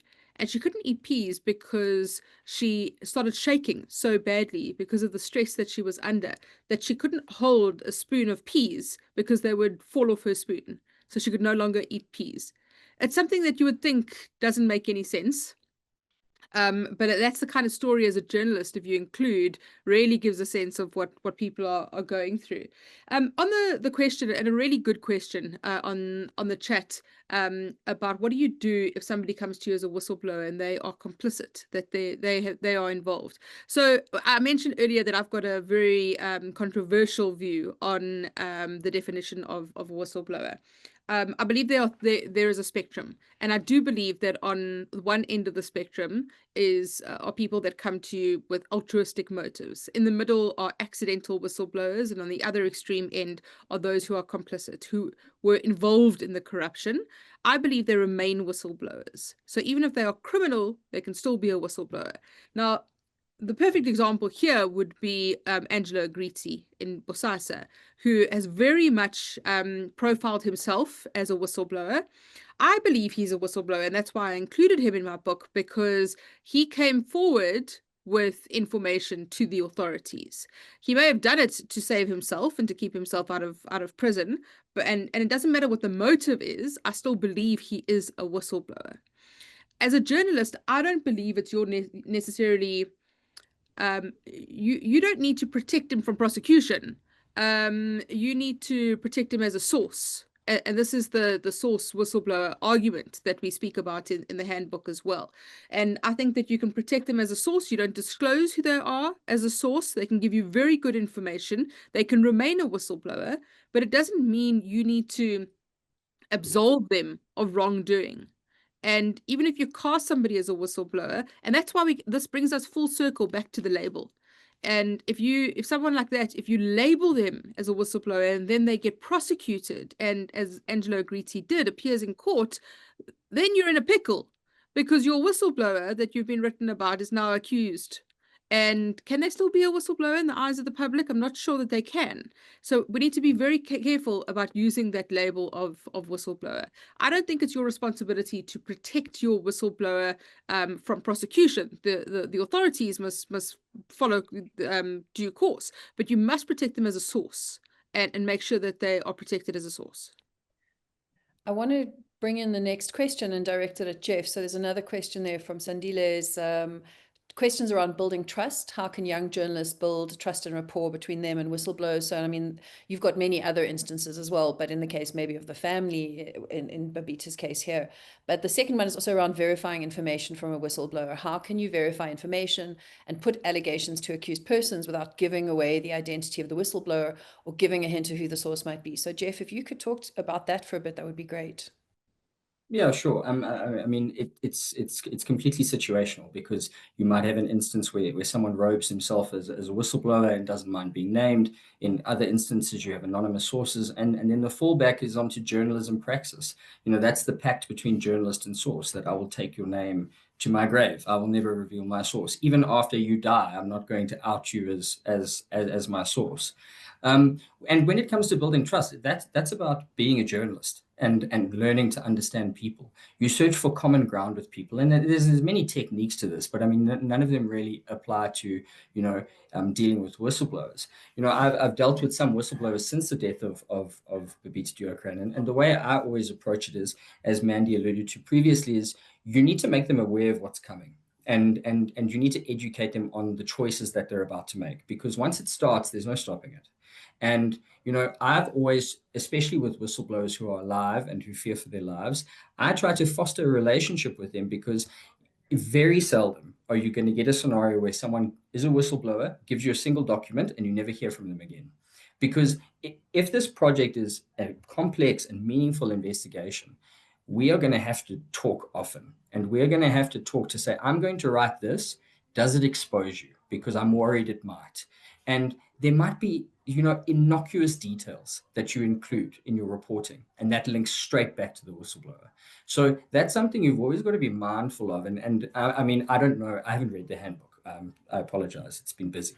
But you seem clued up on these things, I think. Well, I mean, it's just from practice. But the thing for me is that I always try and develop a relationship, and we say, now we're now in this together, because the last thing you want to do as a journalist is out a source. It's a terrible feeling, especially when you do it inadvertently, because and especially when the stakes are high. The consequences could be deadly.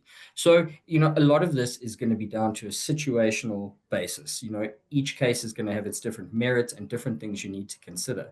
But at the heart of everything that you do, you need to understand that this person, beyond being a whistleblower, is your source, and you have a duty to protect them. Because if you don't, and you out them, you make us all look terrible, and no one will ever speak to us again. And that's the danger here, when you get people who are irresponsible and cavalier in the way in which they operate. I think that Nechama, if I could tack something onto what Jeff said, it's critically important, I think, and the guide speaks to this, you know, to be quite clear with a whistleblower about the realities of what's coming, and being clear about the relationships and who's going to do what and what is, for example, News 24 going to do for you. You know, I had an experience when I was a very young reporter, and I wrote a story that involved a source. Probably she would now be considered a whistleblower. And she called me, and people were literally throwing stuff at her apartment, and banging on her door and stuff. And she phoned me and she was like, "Oh my God, like what do I do? What do I do?" What do I say to her? What can I say? Have you phoned the police? Should I ask my editor to phone a security company? So when you deal with a whistleblower scenario, and I could really just substitute in there the kind of source relationship that Jeff is describing, you know, where you have dealt with the person to the extent that, like, this is my source, I owe them an obligation of confidentiality, and I owe them that obligation to protect them. Irrespective of whether you want to call them a whistleblower or not, if you're in that terrain, it's important to be very clear, and to let people know what's coming, because increasingly in my job, you know, the whistleblower gets hung out to dry. There's a culture of, you know, even amongst good people, snitches get stitches. There's that cultural element. And to tack on to what you guys were talking about earlier as well, journalists also get hung out to dry. We've had a number of cases where, even though Zondo has recommended this person should be criminally prosecuted, we have a defamation matter at the moment. I can't mention any names, but the person who is suing the plaintiff Zondo had actually recommended a Hawks investigation. And we were like, well, you know, here's the Zondo report. And what subsequently happened is that this person wrote a letter to the Hawks and said, here I am, do something with me. I'm ready. And of course, there's no response to that letter like that written to the Hawks ever. And the publication is hung out to dry. I mean, something that I sort of want to introduce now, and then I want to maybe start talking about consequences for journalists and precautions moving forward, is one of the common, you know, feedback that we got from, we interviewed a lot of experts to put together this handbook. And again, I've posted the link to the handbook in the chat. And if anybody needs it, please just send me a message on the chat. I'll send you the link. You know, we're very happy to share it. It's free to download on the Wits Centre for Journalism website. Although it refers to South African law in particular, I think a lot of the journalistic practices are universal and very useful.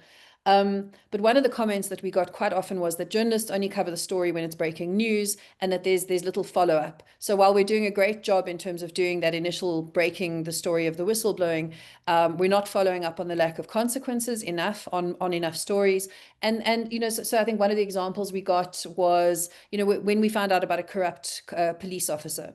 So there'll be one little news story that says, you know, a police officer appeared at court charged with something, or they're being investigated for some reason, and then we never hear what happens next. You know, so I'm wondering, you know, from a journalistic practice point of view, is we also need to follow up. I mean, and this is part of the problem that we experience with downsizing of newsrooms, shrinkage in newsrooms.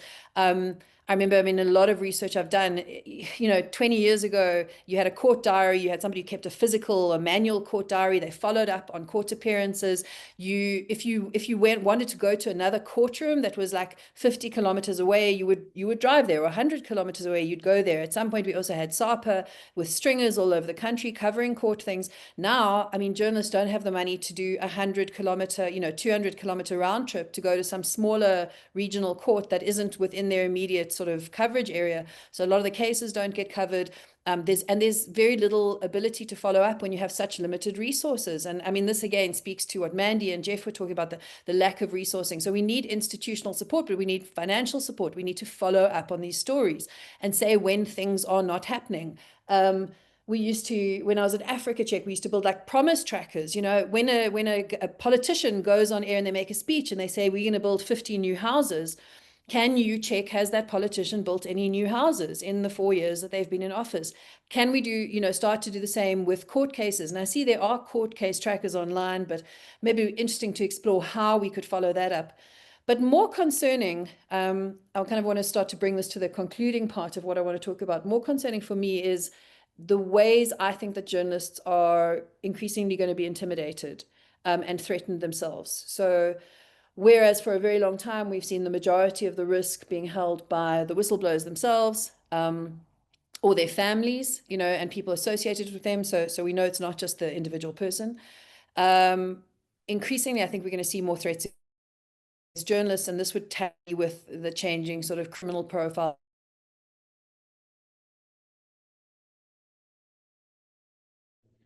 Yeah, I think we might have lost Nechama there briefly. I'm sure she'll jump back on. But there we go, Nechama. We lost you a little bit. And particularly Latin America and the threats that are experienced there. And so, I mean, without compromising, again, your own experience of this, but Jeff, I mean, Mandy, do you want to say something here? Well, I lost you. I'm not sure if everybody else lost you as well. Yeah. No. So maybe just So maybe just pick up where I was you saying left off.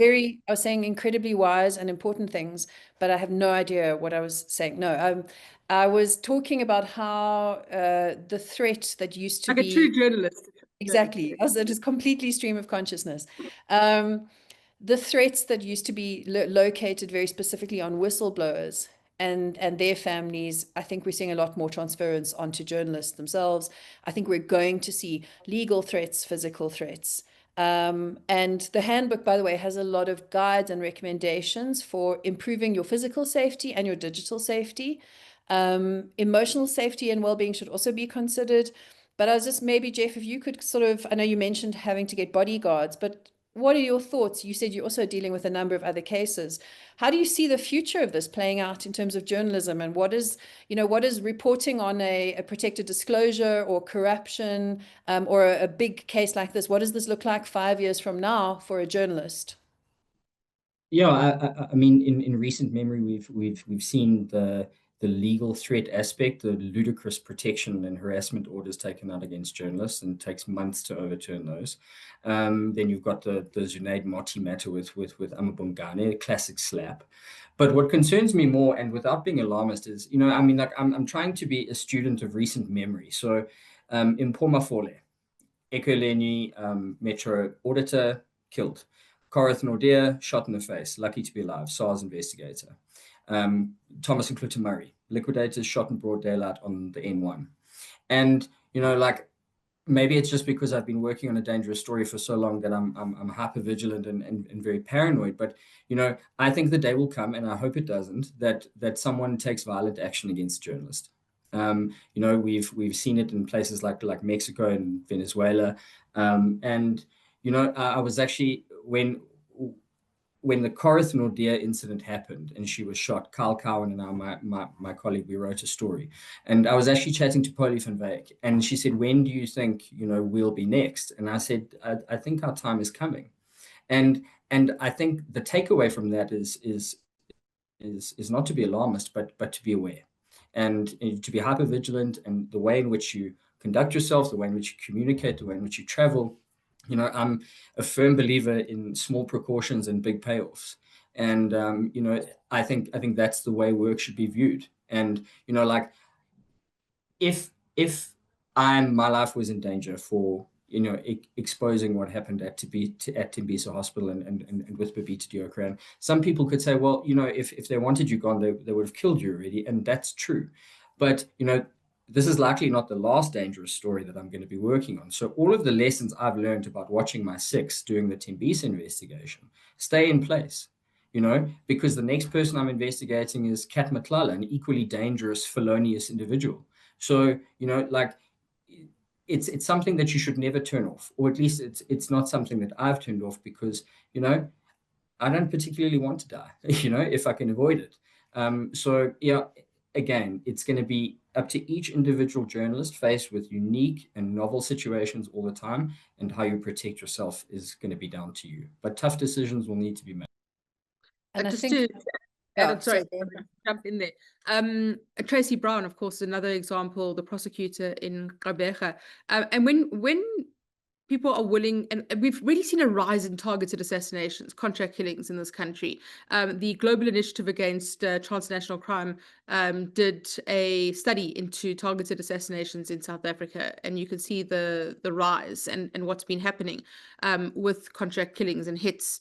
When you see auditors being killed, when you see prosecutors being killed, liquidators being killed, lawyers being killed, then, you know, there's no reason that journalists won't be targeted.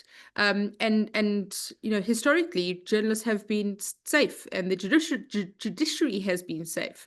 And I agree with Jeff. You know, I often say that there is no way that I would write the book I wrote at the beginning of my career today, Killing Kebble. I wouldn't do it, because of the I don't trust the police as much as I used to.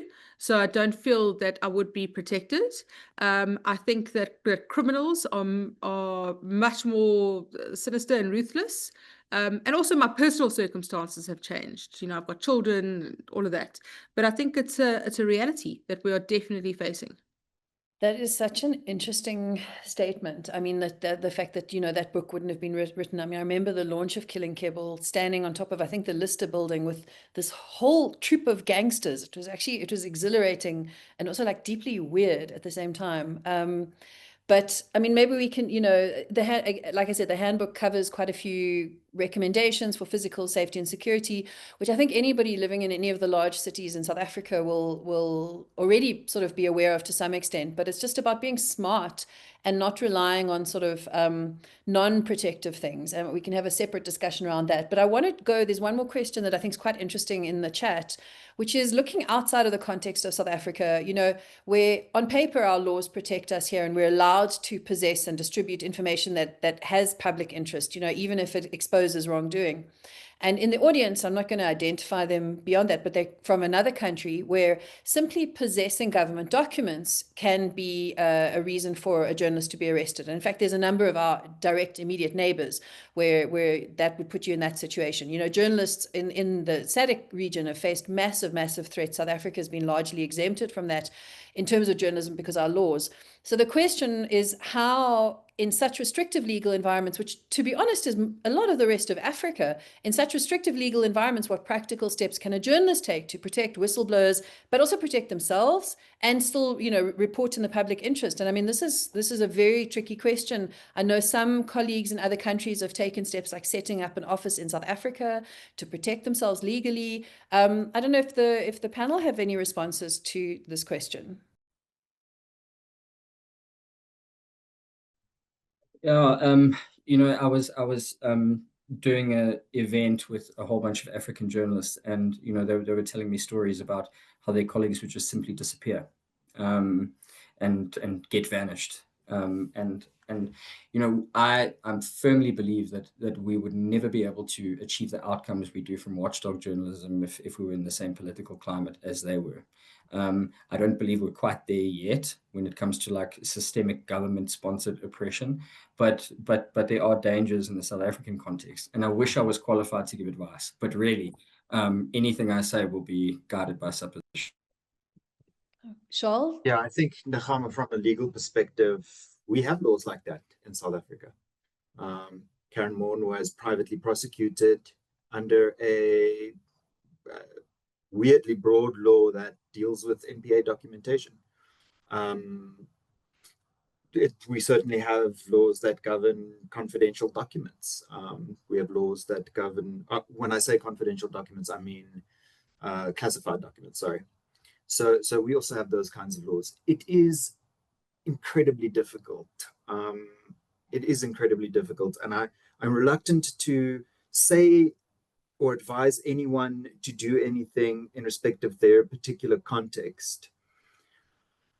At a high level, I would say this, something that we that we often do with those kinds of documents, and this depends on the circumstances really, is we sort of try and treat the document almost as a source. So it's not that the document says this, rather the document is a source. So a person told us, which effectively is usually the case if we're given the document. And then we try and sort of firm that up with additional sources.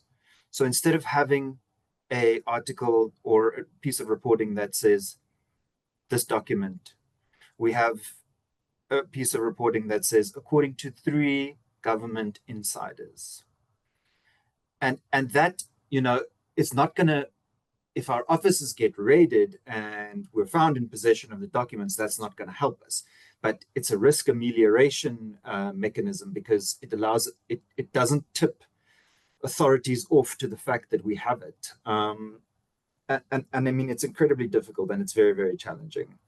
I think that's probably the most I can say in a general sort of sense as a tool. Completely. I'm just thinking, you know, working with specifically digital safety and security, and you talk about that amelioration of risk, which I think is critically important. And first of all, for any journalists who are working in sort of higher risk environments, so South Africa has its own risks, other countries have very specific risks, is be very careful how you use or share your sources, because you really want to make sure that, and that source could, as Charl said, also be a document, but maybe you were given that document in a very sort of confidential manner. And I remember there was one specific story where there was an office, this was in Europe somewhere, where they suspected there was a leak. And so they made 3 different versions of the same documents, and they each had slightly different features. And they basically exposed the leak because when the press wrote about it, they said, you know, in a 243-page document, which we have sight of. And then they knew that the one that was 243 pages had gone to that person, whatever it was. So be very careful when you disclose or describe specifics of your source, if that's a person or a document. A second thing that I see can be quite useful is if you're the first journalist or the first news agency reporting on the story, that puts you at risk. But if there is another news agency outside of the country that's already reported on the story, and you reporting that they've reported on it, that sort of ameliorates risk as well. It's like, oh, it's already out there. The story's already out there. I haven't broken this. And there, I think that speaks to the need for greater regional cooperation amongst journalists, where we can ameliorate risk by misdirecting, if that makes sense. And so I'm just going to like throw forward, Wits hosts, Wits Journalism, we host the African Investigative Journalism Conference. It's going to take place in November later on this year. And that's a great forum to sort of meet other journalists, meet people who are working in investigative reporting, and who are developing methods of sort of sharing resources. And when we share resources, we can also sometimes share risk. It's not foolproof, and it's not without flaws. We are coming to the end of our time, so I'm going to ask everybody, well, I'm going to ask Ugi, Charl, Mandy, and Jeff to say a few final words. Also, I just want to mention there was one other comment put up in the chat from Pop saying the Active Citizens movement is making a call for the 23rd of August to be declared South African Whistleblower Day, and they're looking for support. So I think that's also, you know, as how important is the civil society support for those sorts of things. But I'm just going to ask each of the panel members to go ahead and sort of give a closing remark if you want to, and then we're gonna wind up. Ugi, do you want to go ahead? Yeah. Okay, I'll go ahead. As I was listening to all of the journalists, very real risks that you face, I thought I'm very lucky not to be a journalist, A, and B, I thought to myself, once all media is censored or fully captured, I think that's the full completion of state capture, and then you descend into a failed state. Such was the case in Moldova, where Plahotniuc had first captured state-owned enterprises, amended rules, laws, policies for his own benefit, and then it captured the prosecuting authority, and eventually all media was captured. And I think to some extent the same is happening in Montenegro with Djukanovic. So I think that that journalists, and I commend all of you, play a very, very important role on maintaining the country's democracy. That's quite chilling. Media is the final stage of state capture, media capture. Charl or Mandy, Anyone who wants to go next? Charl. Yeah, I think I'll let Jeff and Mandy finish. Let's get the boring legal out of the way. I think that for me as a lawyer, really, it doesn't really matter to me so much whether you're thinking about a person as a whistleblower or a source. And Ugi, that might trouble you to hear me say that, but I think the thing is, it may be that you want to deal with a source as a whistleblower, that you want to speak to them about what kind of protections they might have in terms of the PDA, the Protected Disclosures Act. But invariably, if you're going to be having that kind of conversation, you need to elevate it to an editorial level, or, to seek guidance from the organizations that we have listed, because it's not a good idea to be making promises at any stage in regard as a journalist in respect of what kind of protections you can offer. What I often say to people, and I'm going to say the same here, because I think there's a lot of overlap. If your journalism is excellent, you give us as lawyers, as media lawyers, an excellent hand of cards to play. If the journalism is shoddy, we're going to bluff. Bluffs work sometimes they don't work. I think that when you're starting to think of someone as a whistleblower, just do journalism. As Jeff said, check, verify the person, ask questions about what they have to gain, build trust in that relationship. And I think that really, for me, what happens when someone becomes a whistleblower is that there is eventually in that relationship, there comes some substantial risk elevation. And by that, I mean, all of a sudden, like, this thing becomes major. Like, when and we journalists have a sense of that. When this thing comes to us, it's going to be this is going to be huge. The ramifications are tremendous. And by that, I don't mean that it can't be a mayor in a municipality or anything like that. That's not what I'm saying. But it's a hard-hitting story, and it requires us to sort of speak to our editors about it. That to me is a whistleblowing scenario, or to seek legal advice about it. But yeah, just, good journalism for the most part covers people. Never a truer said. Go ahead. Sorry.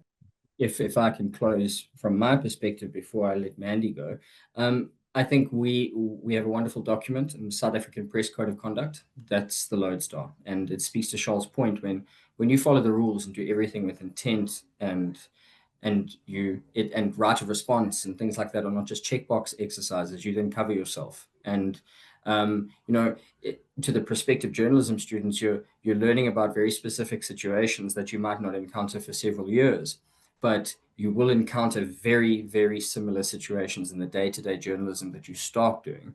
And if you start doing it right from the beginning, then you will be well equipped to deal with the sensitive cases that involve whistleblowers, death, and threats that we've spoken about. Thanks so much, Jeff. All right, Mandy, over to you to finish up. So from my side, I think it's really about exercising patience, and make sure as a journalist that you're not chasing the headline, the big scoop, the big story, rushing to print. I think that there needs to be a full appreciation of what you're doing, and to play the long game when it comes to whistleblowers, to do due diligence, not to just look at something at face value, and really do the hard work, as Charles says, do the journalism. And then I also just want to implore you all not to forget about the fact that we need better legislation in this country. And it's something that I advocate for every time I get an opportunity on any stage I have, because we simply do not have sufficient legislation in this country. There was a discussion document that was put out by Ronald Lamola when he was the Justice Minister, and there has been research by the government into international best practice. We have a fairly good sense of where they're going with it, but it needs to happen now. And I'm not sure why it's taking so long. They've promised, and I've had a promise on air that it will happen this year, and I'd like to see it happen still this year. I don't understand why it hasn't happened yet. And also, we need a societal revolution. And I think that I hope that through my book and through Jeff's book and through the reporting that we're doing and the conversations we're having around whistleblowers in this country, that people fully appreciate them. They should be given national orders. They should be appointed as ethics officers to the boards of companies, and we should be celebrating whistleblowers, not celebrating them briefly and then forgetting about them, but there should be books written about them, and we should see justice being done, because if justice is not done, we will not have whistleblowers coming forward, and we have a responsibility as the media to amplify that. Thanks, Mandy. You've summed it up really well. And I suppose the onus is on us as journalists to, as you say, continue writing stories that follow up the cases, not just sort of highlight it when it's breaking, and follow up what's going on with the legislation. I think that applies to many things. If we were a G20 problem, they would be fixing us like a pothole in Johannesburg. So maybe we need to sort of reinvent ourselves that. We've come to the end of the webinar time, so I'm going to close off and just say thank you to everyone for joining us. Thanks for joining the Wits Centre for Journalism, hosting this kind of work, and for sharing it. The video will be posted online at some point in the future. And again, the handbook that we refer to on responsible reporting on whistleblowers is available. You can download it for free at the Wits Centre for Journalism website. Thank you so much to Ugi, to Charl, to Mandy, and to Jeff for joining us. Jeff has a big schedule of book launches across the next few weeks, so look out for Jeff in your area if you're in South Africa, and online and on air as well. And thanks again for the insight, and I'm sure it's a conversation we will continue. Thanks, everyone. Bye.